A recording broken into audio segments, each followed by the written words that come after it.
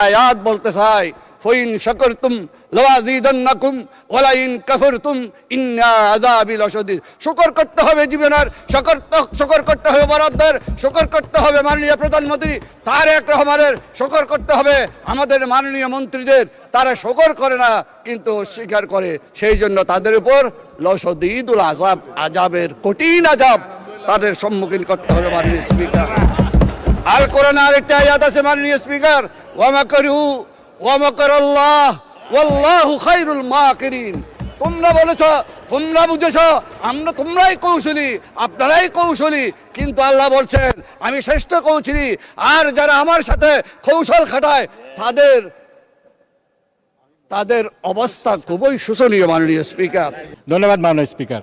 আসলে মাননীয় স্পিকার, কোরআন হাদিসের আয়াত এবং যেই রাসূল ইসলামের বাণীগুলো আছে এগুলো তো আসলে ঠাট্টা বিদ্রুপের বিষয় না। এটা নিয়ে যদি ঠাট্টা বিদ্রুপ করা হয় তাহলে আসলে খুবই দুঃখজনক। এখানে কোরআনের আয়াত কোট করা হয়েছে, লাইন শাকারতুম লাযীদান্নাকুম ওয়া লাইন কাফারতুম ইন্না আযাবি লাশাদীদ। ওনাদের প্রশংসা করলে ওনারা আরো বাড়ায় দিবেন, আর ওনাদের না করলে ওনাকে আমাদেরকে পিটাবেন নাকি, এ ধরনের বোঝাতে যাচ্ছেন। এটা তো আসলে ভুল ব্যাখ্যা হচ্ছে, এটা খুব ভুলভাল বিষয়। এ ব্যাপারে রাসূল ইসলামের কঠোর সতর্কবাণী এসেছে যে এইগুলা বিষয়ে ঠাট্টা বিদ্রুপ করার বিষয় না। আমি মাননীয় প্রধানমন্ত্রী যখন ছিলেন আমাদের দেশনেত্রী বেগম খালেদা জিয়া, সেই সময়ের একটা জাস্ট খালি ঘটনা উল্লেখ করছি। সে সময় শাহবাগের সময় কোরআন হাদিস নিয়ে অনেক বিদ্রুপ হচ্ছে, ঠাট্টা তামাশা হচ্ছে। সে সময় একটা চিঠি লেখা হয়েছিল, সেই চিঠিটা নিয়ে যখন আমরা গেলাম তিনি বললেন কোরআনের একটা আয়াত, সূরা তওবার একটা আয়াত তোমরা যোগ করতে পারো না? কুল আবিল্লাহি ওয়া বিআয়াতিহি ওয়া বিরাসূলিহি ইস্তাহজিউন।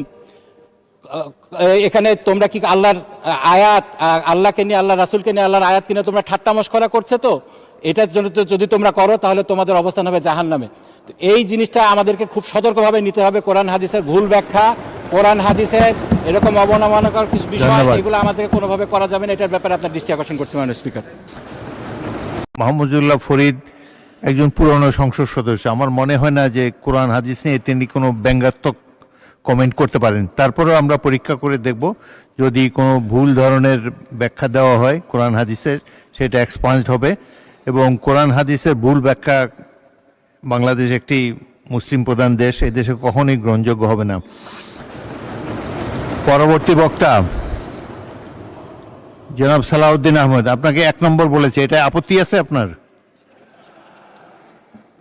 বলেন, স্বরাষ্ট্রমন্ত্রীকে মাইক দেন। মানে স্পিকার, আমি বিতর্কে যাব না, কিন্তু একটা ভুল মেসেজ যাবে বিরোধী দলের পক্ষ থেকে যখন একটা অভিযোগ আকারে বা যে কোনো আকারে বলা হোক যে আমাদের একজন মাননীয় সংসদ সদস্য কোরআন আর আয়াতের ভুল ব্যাখ্যা দিয়েছে। আমি প্রথমে বলি, আলমগীর মোহাম্মদ মাহফুজুল্লাহ ফরিদ একজন মৌলানা, মাদ্রাসা পাস, দাখিল আমার পাশে ছিল, তিনি অন্তত এই উদ্দেশ্যটা বলেন, লইন শাকারতুম লাযীদান্নাকুম ওয়া লইন কাফারতুম ইন্না আযাবি লাশাদীদ। যেটা উনি বলেছেন সেটা প্রাসঙ্গক্রমে বলেছে।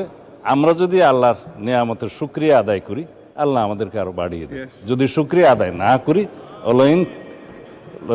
অলইন কাফারতুম ইন্না আযাবি লাশাদীদ, আল্লাহ আযাব বাড়িয়ে দিতে পারেন। এখন এটা পলিটিক্যালি কেন বক্তব্য হবে, এটা দিয়ে কেন পয়েন্ট অফ অর্ডারে বাড়ানো হবে? এটা ঠিক হয় না মাননীয় স্পিকার। তিনি বলেছেন, সৎ উদ্দেশ্যেই বলেছেন, এবং আমরা যেন আল্লাহর শুকর গুজার করি। এইটাকে পলিটিক্যালি আমার মনে হয় মিস ইন্টারপ্রিট করা ঠিক হবে না মাননীয় স্পিকার। আমরা এই 92% মুসলিম দেশে, জনসংখ্যার দেশে, আমাদের এই মহান জাতীয় সংসদে কোনো সংসদ সদস্যের বক্তব্য যদি ভুলক্রমেও ইসলামের প্রতি অবমাননা যদি মূলক হয়, এটা আমরা নিন্দা করব, কিন্তু এইভাবে পলিটিক্যালি ইউজ করা ঠিক হবে না মাননীয় স্পিকার। ধন্যবাদ।